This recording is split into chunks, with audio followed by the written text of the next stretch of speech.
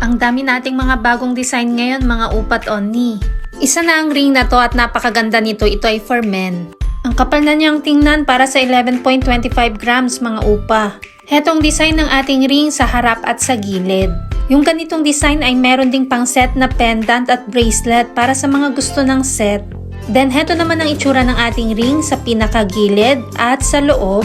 And pwede pa ito sa 18.75 grams and above kung gusto mo na mas makapal ng konti rito. Heto mismo ang ating 11.25 grams pagsuot. At kahit sa 11.25 grams, ang ganda-ganda na niyang tingnan at makapal. Kung hindi alam ang kanyang ring size, mag-inform lang. Ang rate ng gold ay nagbabago everyday kaya hindi natin nilalagay ang price sa video. Ang mga jewelry natin ay pwede sa cash, 2 gives, or ilang months layaway, depende kung saan ka komportable. Kung gustong malaman ng updated price, mag-inbox kay Michelle Yu at follow na rin ang ating TikTok account para updated ka.